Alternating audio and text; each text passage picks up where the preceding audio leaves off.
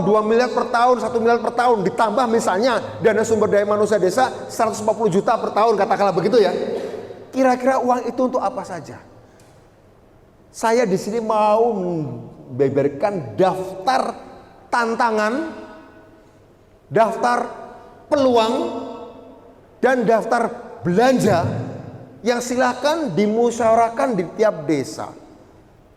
Dan kemudian kita semua berpikir, aku akan menjawab tantangan apa dan memanfaatkan peluang apa dengan dana desa.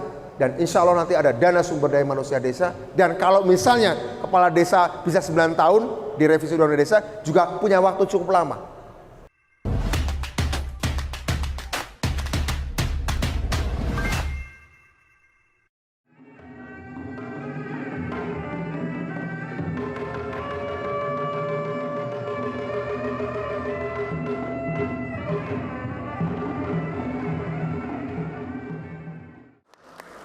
Jadi di masa beliau menjadi DPR 2014 sampai 2019. 2009 sampai 2014. 2009 sampai 2014, 2014 sampai 2000 presentasi atau apa namanya, silakan Bapak. Ya, assalamualaikum warahmatullahi wabarakatuh. Sampurasun, bapak-bapak, ibu-ibu, ibu-bung ya, yang sudah hadir dalam acara penutupan Musyawarah Nasional Open Desa kedua yang dihadiri oleh teman-teman dari berbagai macam perwakilan provinsi, yang mana ada Pak Edi juga bahkan dari Australia ya. Itu bukan provinsi kita ya, tapi dari Australia, tetapi beliau masih warga negara Indonesia, kepala desa dari Desa Bana ya, Sulawesi Selatan. Dan kemudian Bung David, kawan seperjuangan saya lama, itu beliau pegiat IT desa dari Lampung yang sudah saya kenal bertahun-tahun. Bung-bung sekalian, saya sudah tidak anggota DPR lagi, saya sudah 2 periode. 2000 Pak Lusianto juga nih ketua Open Desa yang terbaru terpilih. Saya dulu menjadi anggota DPR RI tahun 2009 sampai 2014 dan 2014 sampai 2019. Saya memang pada waktu itu ketika berkampanye di daerah pemilihan saya di Banyumas Cilacap, saya mengkampanyekan tentang perlunya Indonesia punya undang-undang desa. Alhamdulillah undang-undang desa itu sudah goal tahun 2014, yang mana akhir 2013 di akhir masa jabatan kami, kemudian mulai dilaksanakan oleh pemerintahan Pak Jokowi yang baru terpilih sebagai Presiden Republik Indonesia. Saya sering bercerita begini, dulu pada waktu undang-undang desa itu belum jadi, sedang kita perjuangkan, mulai dari tahun 2009 sampai 2014, itu ada seorang kepala desa dari Gunung Kidul, daerah istimewa Yogyakarta, bilang ke saya begini dalam sebuah acara konsolidasi sosialisasi perjuangan perlunya undang-undang desa. Undang-undang desa waktu itu belum jadi. Si kepala desa dari Gunung Kidul itu berkata, Mas Budiman, tolong janji sampean, janji jenengan untuk bisa menggolkan undang-undang desa harus betul-betul digolkan. Karena saya sebagai kepala desa ini bingung. Setiap tahun desa saya cuma dapat 200 juta. Itu pun tidak setiap tahun. Tergantung apakah memang ada program yang bisa saya golkan lewat proposal pada anggota DPR RI atau DPRD dari daerah pemilihan saya. Bisa jadi tahun depan juga nggak ada lagi. Tolong itu diperjuangkan. Si kepala desa dari Gunung Kidul mengatakan begitu, saya ingat. Nah, pada suatu saat ketika undang-undang desa itu jadi di tahun 2013, pada periode kedua saya sebagai anggota DPR 2014-2019, Pak Bung, maaf. Ini penting Bung nih, karena itu sapaan zaman perjuangan ya. Ini saya kira menarik sekali. Saya juga kalau ngomongin teman-teman dengan sebutan Bung. Alhamdulillah sekarang diadopsi lagi. Pada periode kedua saya bertemu kepala desa dari Gunung Kidul itu lagi. Si kepala desa itu bertanya lagi, Bung Budiman, bukan Bung, Mas Budiman waktu itu ya. Mas Budiman, terima kasih atas perjuangannya, akhirnya goal undang-undang desa. Tapi sekarang kami bingung. Loh, bingung apa lagi, Mas? Kami ini bingung. Karena desa saya luas, penduduknya padat, dan orang miskinnya banyak. Desa saya ini sekarang mendapatkan dari DD saja, dana desa saja, di luar ADD, itu kami mendapatkan setahun itu 2 miliar. Tahun depan kira-kira ya akan dapat 2 miliar lagi. Kami bingung, uang sebanyak itu kami akan bisa buat apa saja. Jalan sudah di aspal, jembatan sudah diperbaiki, kantor desa sudah dipercantik. Terus nanti datang tahun depan 2 miliar lagi. Kami bingung mau diapakan. Wah, saya langsung canda. Bagus, Mas. Selamat untuk kebingungannya. Tapi setidaknya bingung Anda sekarang berbeda dengan bingung Anda yang dulu. Bingung Anda yang dulu kurang uang. Bingung Anda yang sekarang kelebihan uang. Ya, ini sama saja dengan bingungnya orang yang dulu jomblo dan sekarang punya pacar atau punya istri banyak. Sama-sama bingung. Bingung membagi cinta, kira-kira begitu ya. Tapi intinya saya ingin mengatakan bahwa ternyata memang masalah kita bukan sekadar gak ada uang. Gak ada uang itu iya masalah. Dan kita dorong dengan ada undang-undang desa, makanya ada desa. Sekarang bingungnya adalah kepala desa, pemerintah desa punya kewenangan dan keluasaan yang lebih banyak. Jadi bingungnya kepala desa adalah sekarang punya kekuasaan yang lebih banyak dan punya uang yang lebih banyak. Itu pun juga sama-sama bingung. Artinya masalahnya dana desa hanya menyelesaikan sebagian masalah. Ternyata ada masalah lain di desa yang memang banyak, yaitu soal kurangnya ilmu pengetahuan, kurangnya wawasan ya untuk mempergunakan dan memanfaatkan dana desa yang 2 miliar per tahun itu. Saya kira ini bukan sekedar terjadi di Gunung Kidul, tapi saya pikir ini juga banyak terjadi di 74.960 desa lainnya se-Indonesia. Banyak yang masih mengalami ini. Mungkin di desa Cikodewa Hilir tidak, tapi mungkin di desa-desa lain ada, dan lebih banyak saya kira. Karena itu kita berpikir, yuk dengan dana yang berlimpah, bisa nggak kita seorang kepala desa, pemerintah desa, dan bahkan rakyat desa punya visi jangka menang dan visi jangka panjang untuk memanfaatkan dana desa yang datang 1 miliar per tahun, 2 miliar per tahun, yang sejak pemerintahan Pak Jokowi ke desa sekarang sudah mengalir 500 triliun rupiah untuk 74.141 desa. Selama 5 tahun ini sudah mengalir sekitar 500 triliun rupiah. Alhamdulillah, meskipun saya yang memperjuangkan, menginisiasi dan menjadi pimpinan pansus undang-undang desa, alhamdulillah saya tidak pernah mengambil manfaat 1 rupiah pun. Tidak pernah. Jadi insya Allah tubuh saya ini masih halal lah ya. Bukan berarti darah saya halal, bukan ya. Bukan berarti darah saya halal, tapi insya Allah belum ada, jangan ada benda haram masuk tubuh saya. Tapi itulah yang membuat saya masih dipercaya kepala desa, Pak. Buktinya kemarin ada demo 15.000 kepala desa, Pak Jokowi ngundang saya. Apa sih tuntutannya gitu kira-kira? Saya ajukan lagi memang, Pak, dana desa rupanya banyak untuk infrastruktur fisik. Ini saya sampaikan aja pembicaraan saya dengan Pak Jokowi ya.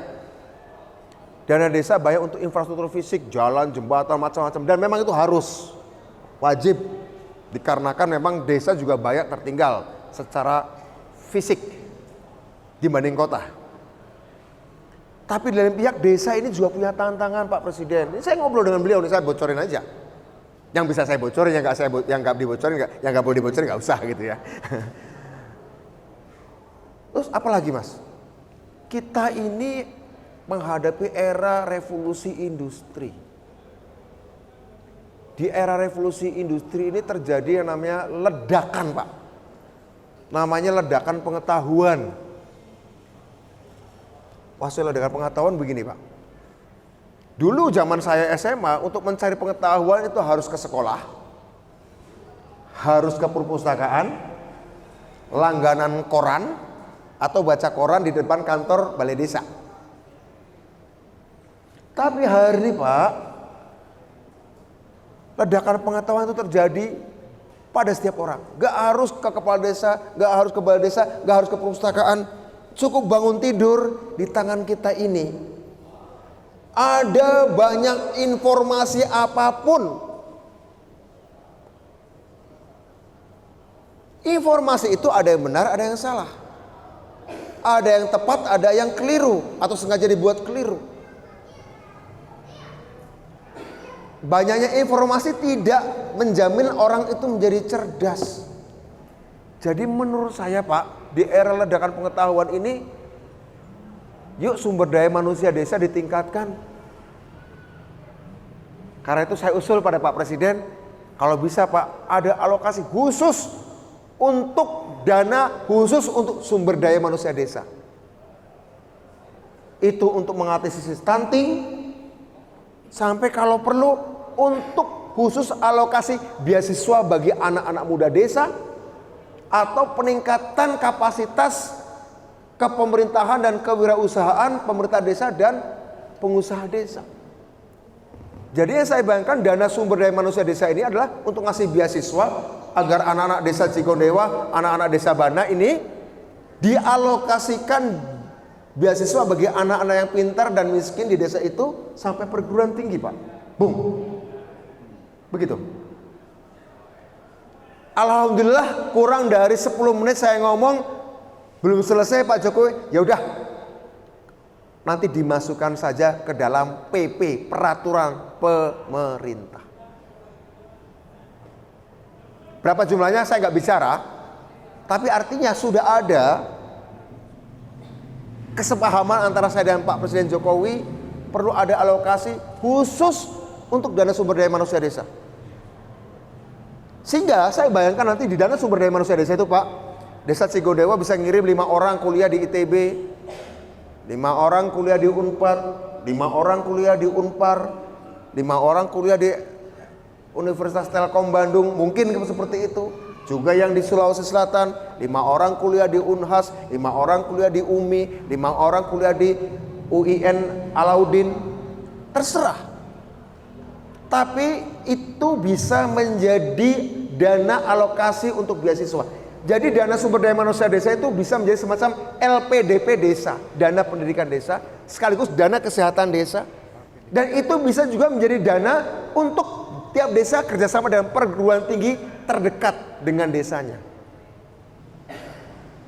Loh, kenapa Mas Budiman harus kayak gitu? Mungkin ada pertanyaan, kenapa Bung Budiman mikir kayak gitu? Saya orang desa, saya cucunya kepala desa dari Cilacap, ngerti betul bahwa saya kecil tinggal di desa, ngerti betul. Nah, apa yang mau saya sampaikan di sini adalah, kalau ada uang 2 miliar per tahun, 1 miliar per tahun, ditambah misalnya dana sumber daya manusia desa 140 juta per tahun, katakanlah begitu ya. Kira-kira uang itu untuk apa saja? Saya di sini mau membeberkan daftar tantangan, daftar peluang, dan daftar belanja yang silakan dimusyawarahkan di tiap desa. Dan kemudian kita semua berpikir, aku akan menjawab tantangan apa dan memanfaatkan peluang apa dengan dana desa. Dan insya Allah nanti ada dana sumber daya manusia desa. Dan kalau misalnya kepala desa bisa 9 tahun di revisi undang-undang desa, juga punya waktu cukup lama. Mungkin bawa lagi halaman berikutnya. Halaman berikutnya. Ya. Jadi maksud saya begini, kita akan menghadapi tantangan yang maaf ini saya agak naik ke atas ini, saya pikir banyak juga orang terpelajar ya, yang akan tahu bahwa tantangan desa itu adalah tantangan peradaban. Nahdlatul Ulama berbicara soal peradaban. Ya, saya pikir kita juga orang desa harus bicara peradaban. Tentang peradaban, maaf saya berdiri ya. Bawa lagi. Tantangan peradaban adalah, maaf kalau istilahnya agak asing. Tapi nggak apa-apa, saya percaya orang desa punya kapasitas. Saya juga orang desa kok. Saya orang desa kok. Ya, sama, ya, saya orang desa. Tapi saya bisa kuliah di Cambridge gitu ya. Saya bisa di DPR, ya, nggak masalah juga gitu ya. Tantangan, dan itu nggak lama, sudah terjadi sebenarnya dan akan datang ke desa. Pandemi sudah membuat semuanya ini datang ke desa secara masif. Sedunia, bukan cuma Indonesia. Ini tsunami. Pandemi ini membuat, kalau dulu tantangan IT, tantangan teknologi, tantangan ilmu pengetahuan itu datang seperti ombak kecil ke pantai kita, ke rumah kita. Ibaratnya rumah kita itu pantai, kemajuan teknologi itu datang seperti ombak kecil. Datang seperti ombak kecil, sesekali datang, surut lagi. Tetapi setelah adanya pandemi, kemajuan ilmu pengetahuan dan teknologi datang ke kampung kita, datang ke rumah kita, datang ke kamar kita, datang ke tubuh kita, itu seperti tsunami. Blur, semuanya disapu. Sedunia, tsunami itu sedunia Bapak Ibu sekalian. Tsunami sedunia. Apa sih ya tsunami? Tsunami 3 rekayasa. Ini teknologi. Rekayasa atom artinya mengubah suatu benda menjadi benda lain.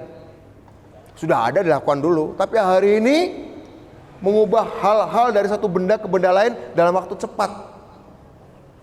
Bikin rumah 1000 rumah dalam waktu 1 malam. Kalau dulu ada cuma di ceritanya Roro Jonggrang, Bandung Bondowoso, Nasir Roro Jonggrang katanya suruh bikin candi 1000 dalam 1 malam, nggak bisa selesai. Hari ini bikin rumah 1000 dalam 1 malam bisa selesai, karena ada teknologi namanya 3D printer. Di ibu kota El Salvador, San Salvador namanya ibu kotanya, hampir mirip namanya kota dan negaranya.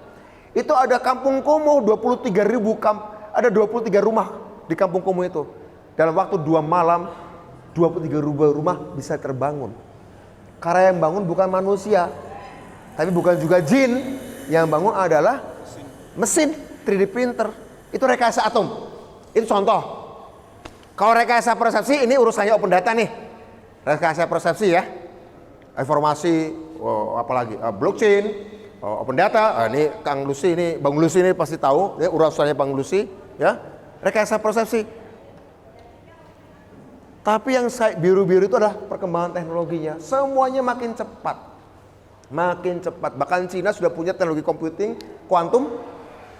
Kalau pakai super komputer terhebat di dunia hari ini, tapi yang klasik itu ngitungnya butuh 23 miliar tahun. Tapi dengan quantum computer hanya butuh 200 detik. Menangkap partikel cahaya. 4 partikel cahaya. Rekayasa atom misalnya Cina bikin matahari buatan misalnya seperti itu, sudah seperti itu. Rekayasa proses seperti itu, komputer digital. Rekayasa biologi, sekarang ini Bapak Ibu, ada namanya teknologi meat lab. Meat lab itu orang bisa dapat daging tanpa harus menyembelih seekor binatang pun. Ambil stem cellnya, dimasukin laboratorium, dagingnya tumbuh. Daging asli tuh, bukan daging buatan. Tumbuh di laboratorium, sehingga bisa menyediakan berkilo-kilo daging bagi orang miskin tanpa harus menyembelih seekor binatang pun. Sudah ada itu. Teknologi yang ada di Singapura dan di Israel. Apakah ini akan berdampak secara sosial? Berdampak. Berdampak gak pada industri peternakan? Berdampak. Berdampak gak pada industri pendidikan? Berdampak. Kenapa gak berdampak? Di handphone saya ada 1.700 perkuliahan dari universitas-universitas terbaik di dunia, gratis. Mau dari Harvard, MIT, Stanford, Caltech, Oxford, Cambridge, NUS, ada semua. Mau kuliah filsafat, matematika, fisika, komputer.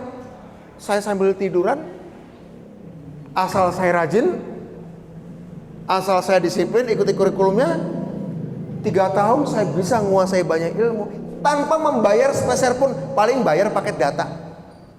Dan saya bisa dapatkan akses pengetahuan seperti mahasiswa Harvard, seperti mahasiswa MIT, gratis. Saya ingin mengatakan Bapak Ibu sekalian, teknologi ini sekarang membawa kita kepada era baru. Namanya era keberlimpahan. Era of abundance. Segala sesuatu berlimpah, informasi berlimpah, daging berlimpah, material-material berlimpah. Terus di mana letak desa? Dampaknya bagaimana bagi Indonesia, bagi masyarakat Indonesia? Mungkin bawa lagi. Dan udah. Oke. Nah, dampaknya banyak nih.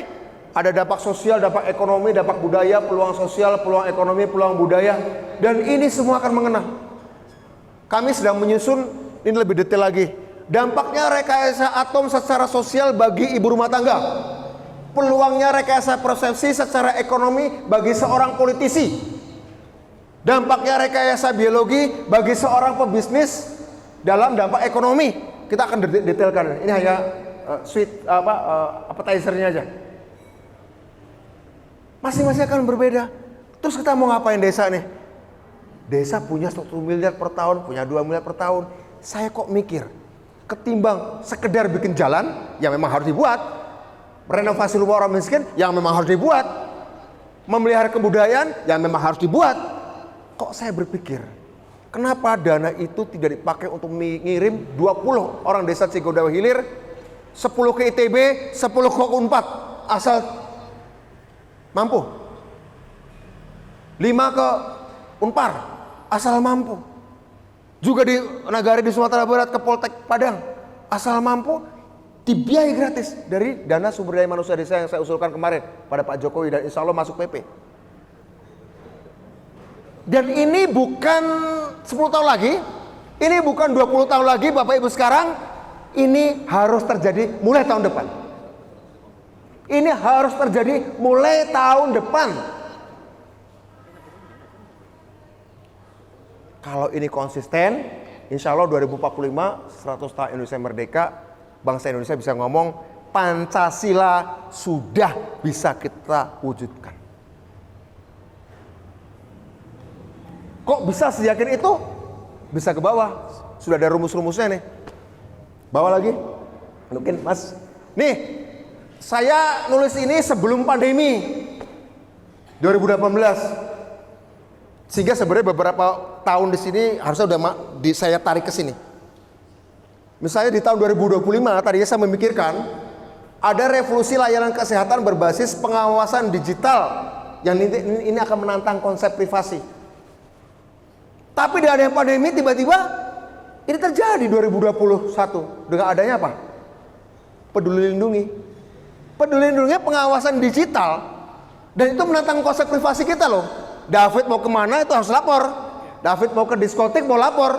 Oh, perjalanan David ke diskotik, perjalanan David ke masjid, perjalanan David ke rumah pacar yang pertama, perjalanan David ke rumah pacar kedua, kira-kira terdeteksi. Ini kita buat 2018 konsep ini, gak taunya, dan kita perkirakan 2025 akan hadir, gak taunya ada pandemi. Maka saya katakan tadi, pandemi membuat segala hal yang tadinya kami perkirakan datang 10 tahun ke depan, ternyata datang 8 tahun lebih cepat. Jadi rupanya kita nggak punya banyak waktu lagi untuk bersiap-siap kecuali ada keputusan-keputusan politik mulai dari presiden, DPR RI sampai kepala desa. Itulah keputusan politik. Pengalokasian dana desa, pengalokasian insya Allah nanti dana sumber daya manusia desa. Untuk apa? Untuk siapa? Bagaimana dialokasikan? Itu adalah keputusan politik. Karena itu kapasitas pemerintah desa harus ditingkatkan dalam soal skills dan dalam soal wawasan kebangsaan. Makanya dana sumber daya manusia desa juga kita arahkan nanti untuk semacam membiayai semacam Lemhanas desa. Kepala desa harus ikut Lemhanas khusus kepala desa agar wawasannya nasional bahkan global. Dan saya sudah sampaikan ini pada Pak Presiden, dan Pak Presiden di depan saya setuju untuk mencantumkan dalam PP. Karena tantangannya Bapak Ibu nih, ini 2030 ada jungkir balik sistem pendidikan, juga jungkir balik kerja. Maaf, beribu maaf, hapunten, hapura, ya. Di tahun 2025 83 juta pekerjaan akan hilang. 93 juta pekerjaan baru akan muncul. Apa sih yang akan hilang? Pekerjaan-pekerjaan fisik, pekerjaan-pekerjaan rutin, pekerjaan-pekerjaan berbahaya itu akan hilang. Di tahun 2025, 2 tahun lagi. Kerja nulis, kerja nutup buka pintu, kerja nerima telepon, kerja akuntansi akan hilang. Kerja ngangkut barang itu akan hilang. Karena robot akan melakukannya. Tapi akan muncul 90 juta pekerjaan baru. Pekerjaan apa itu? Pekerjaan yang butuh imajinasi, inovasi, dan kreativitas. Jadi manusia nanti gak lama lagi kerjaan fisik serahkan aja pada manusia. Itu gak terhindarkan. Kita gak bisa, kita mengasih Andri, gak boleh. Tahun ini mungkin kamu bisa nahan. Tahun depan mungkin bisa nahan. Mungkin periode kepemimpinan kita bisa nahan. Tapi pengganti kita belum tentu bisa nahan. Dan ketika pengganti kita yang baru mau melakukannya dan bukan kita, yakinlah 13.000 penduduk Cigondewa akan menjadi 13.000 manusia desa yang tertinggal 6 tahun lagi. Karena kita mengatakan jangan, kita tahan. Tapi mau nggak mau kita akan melakukannya. Ketika kita melakukannya 6 tahun lagi, pada saat 6 tahun lagi, kita akan menjadi yang tertinggal dari yang lainnya. Siapa sih yang bisa nahan yang namanya Google hari ini? Siapa yang bisa nahan namanya WhatsApp hari ini? Siapa yang bisa nahan namanya Facebook hari ini? Gak ada itu. Jadi menurut saya, Bung, saya tidak hari ini saya kalau berbicara sama orang desa, orang kota, orang luar negeri, tak bikin sama rata. Saya tidak percaya orang desa harus kita kasih tahu ini aja. Orang kota harus kita kasih tahu agak naik 2 tingkat. Nanti orang sudah pernah keluar negeri kita naikin ngomong 5 tingkat di atasnya. Insya Allah saya tidak pernah percaya hal seperti itu. Apalagi di handphone kita sudah ada Google. Gak ada urusan. Saya petani, tukang pijit, tukang karawitan, ahli komputer, olahragawan, profesor, pegang handphone yang sama. Satu informasi yang diterima seorang profesor dengan tukang deres pohon kelapa itu sama. Apalagi kalau ada 1.700 perkuliahan online di sini, andainya bisa bahasa Inggris ya, tukang deresnya ya. Artinya bisa. Terus kalau kayak gitu gimana? Kita harus apa? Kita mau cicil-cicil? Enggak. Bahwa ada mekanisme, ada metode, yes. Tapi isi tidak boleh di-courting. Metodenya disesuaikan. Ini juga yang saya terapkan ke anak saya dan pernah saya diskusikan dengan seorang profesor MIT. Gak apa-apa saya ngomong di desa MIT, gak apa-apa ya. Gak apa-apa karena itu akan menjadi kenyataan kalian. MIT, ITB, Unpad itu dulu kalau tanya tinggi banget gitu ya. Bagi orang desa, enggak. Teknologi akan membuat mereka turun ke bawah atau kita naik ke atas. Ya, kita bisa lakukan. Bawa lagi.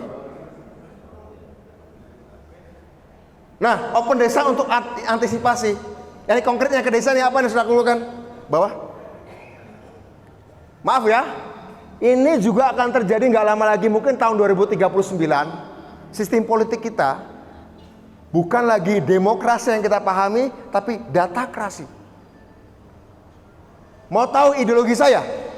Mau tahu ideologi Kang Lusi, Bung Lusi? Mau tahu ideologi Bung David? Gampang untuk tahu ideologinya. Cek aja akun Twitternya, cek aja akun Facebooknya, Bung Lusi nge-like apa aja. 75 likes yang dibuat Bung Lusi, dan itu nggak harus tentang politik, bisa tentang Persib, bisa tentang Lalaban. Saya suka Lalaban ini, saya suka Persib, saya nggak suka Persija, maaf gitu misalnya ya, maaf ya. Saya nggak suka Lady Gaga, ya. Saya suka Ustadz ini, saya suka makanan ini, saya suka pakai ini. 75 like-nya di Instagram. Gak ada ngomong politik, gak ada ngomong politik. Tapi algoritma bisa ngecek orang yang seperti ini suka makanan kayak gini, suka tim bola kayak gini, suka film horor atau suka film komedi, atau nggak suka film drama, like or not like-nya ya. Maka mesin akan mengatakan Bung Lucy akan menjadi manusia yang produktif kalau tinggal di sebuah kabupaten yang bupatinya partainya ini. Bisa akan menjadi manusia yang pemalas kalau tinggal di sebuah provinsi yang gubernurnya seperti ini. Bisa akan menjadi manusia yang kelas asih kalau tinggal di sebuah negara yang presidennya seperti ini. Cukup? Enggak apa-apa. Tapi intinya saya ingin mengatakan bahwa ini adalah tantangan bukan 10 tahun lagi, bukan 20 tahun lagi, mulai 2023 ini. 2 tahun lagi pekerjaan fisik akan hilang, pekerjaan imajinasi dibutuhkan.